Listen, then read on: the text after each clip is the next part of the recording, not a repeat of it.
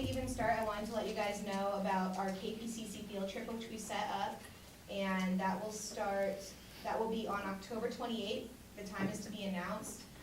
We found out that Barbara, and I forget who else, one of the other teachers, Barbara Kingsley, is also having a group going that day, so we're probably all going to be going at the same time. But there's a trip to KPCC on October 28th, so just keep that in mind. We'll have flyers up for signups. And we have a meeting with Nick Roman before that. Yeah, Nick Roman. So Nick Roman is on the Wednesday, I think? Yeah, it's the 26th. It's going to be on the 26th at 7 p.m. in the same room. So, yeah. All right. Okay, so right now Lauren is still on her way because she's stuck in traffic. But right here is Jamie Rowe from the Daily Pilot. Lauren Williams is also from the Daily Pilot. And this is Joanne Tucker from Bobit Media. So I guess we'll start off with...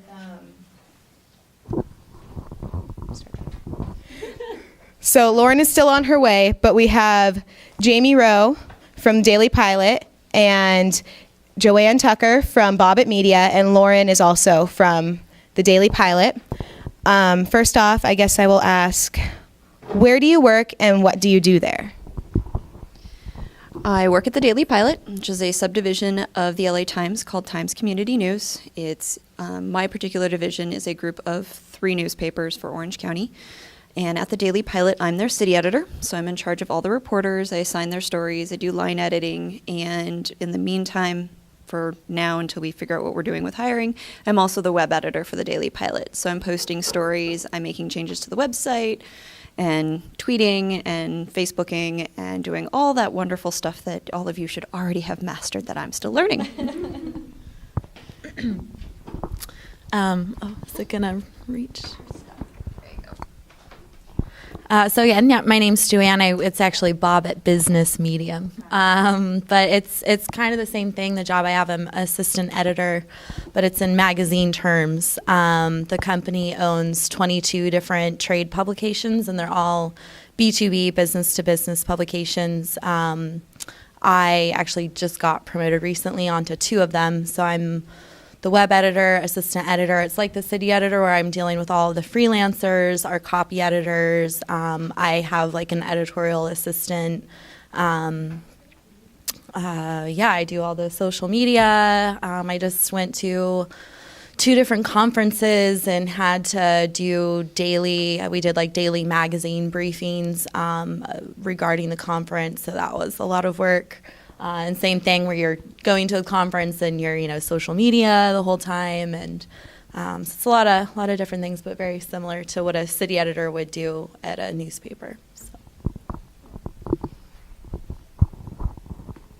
All right. So what campus media were you involved in when you went here to CSULB? And what did you do here and how did it impact you? Oh boy. So I was at the Daily 49er. I started out as a staff writer in a spring semester. I can't even remember what year at this point.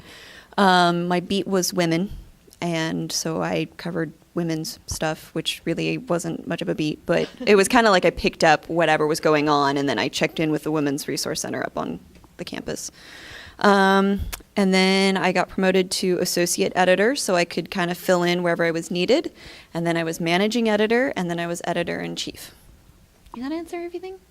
Okay, cool. I actually had like a very similar round. This is going to happen every time.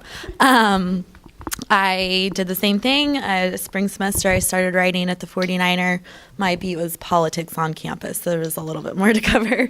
And then I got hired up to city editor, and then news editor, and then I was editor-in-chief for a year not that long ago. And then I also worked on Dig magazine a little bit. I took the magazine class and did Beach Byline, which is actually how I got the job I'm currently at, because Bobit Business Media pays for that magazine. And I think that's it.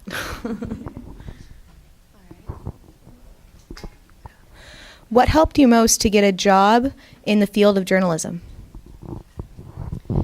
Hands down networking. While I was on the 49er, my news editor, was that all she did? I think she was only news editor, Jen Friend, and I were very close. And then she got a job at the Daily Pilot first. And then 2 months later, they're like, oh, we need a copy editor. So she's like, here, hire my friend Jamie. Actually, at the Daily Pilot, we have multiple 49ers. We've got Lauren Williams, Bradley Zint. Actually, my boss, John Canales, is a 49er from the... Well, 1994. okay, good, because I wasn't sure, and I knew I was going to blow it and he'd get mad. Don Leach was also from the 90s. He's our photo editor. And Sarah Peters is our Irvine and business reporter. So we all got hired because we knew each other from school. And I knew John because I worked at the Press Telegram for about 5 months, right before they had an internship program. So networking. I knew my stuff from working on the 49er, but I also knew people. And that will get you in. Do internships. That's how you network. You learn, but you also network. That's, I don't know. I think that's the best route. But Yeah, same thing. Definitely networking. Like I said, I wouldn't have gotten the job that I'm at currently if I hadn't have thankfully the chair and Dr. Kerjob actually took me out to lunch with the owner of that company. But I saw him later at the awards ceremony and was not afraid. I just walked right up to him. I said, "Do you remember me? We met, we had lunch. You said you didn't have any positions open, but I'd love to just give you my card, just have it, or can I send you my resume?" So I was just very forward and not afraid to approach him. And he responded 2 days later to me sending him my email saying, "Hey, guess what? We just had someone quit.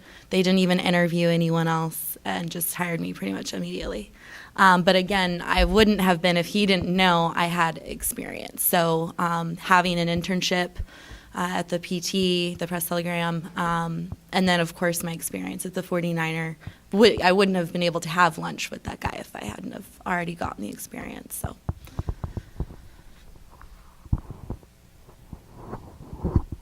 When you started at your first job, what was your starting pay and what were your hours like when you began working in the field?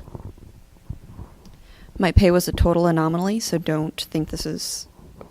When Jen got me the job, she coached me and she said, okay, ask for more than you think you'll get. That way you can bargain, right? So I asked for $35,000 a year. I got it. No bargaining. I don't know how that happened. So I was like, woohoo. So I was a copy editor. I worked the night shift. So I started out Tuesday through Saturdays, 3 to 11, 3 to midnight, depending on the day. Sometimes later, as you know, news breaks. And yeah, so. I did the same thing. Actually, I don't remember who gave me the advice, but and same thing, I somehow got it. With trade publications, it's a little different than newspapers, though, because they tend to have money. This is my first job, so I can't even compare it to anything. But it's good benefits. It's all health benefits, dental, 3 weeks paid time off, 401k, all of that. So, which doesn't happen that often. Right. What is your favorite part about working in the field of journalism? I love the variety. I like that when I go in, I have no idea what I'm going to be handling that day. And as you guys, I'm sure, know, news breaks randomly. You'll have the paper already set, the front page will be designed, and then you get the call that a eucalyptus tree has fallen and crushed a woman. So it did actually happen. You rip up the front page and you go on, and you never know what's going to happen. So it's definitely interesting. For me, it's about learning. I think that if you want to be a journalist, you would really like to learn, because that's what you're doing all day. Is you're taking a different subject and you're becoming the expert on it. Particularly with the type of media I'm working at, I have to know. The two publications I'm working at are Auto Rental News magazine. So I have to become an expert on this because we have people like from other professional publications calling us for statistics and research and facts. So you really do have to love learning. And so that's what I like about it, is that it just gives you the opportunity to do that on a regular basis. And then, with that whole aspect of just kind of the rush of things happening. You don't get that so much with a magazine, obviously, but you do get the opportunity usually with magazines to go to events and get that sort of rush that you would get from a daily newspaper. All right, so now I'm going to open up the floor for the Q&A. I'm just going to keep the microphone between you two, and whoever wants to ask anything you want.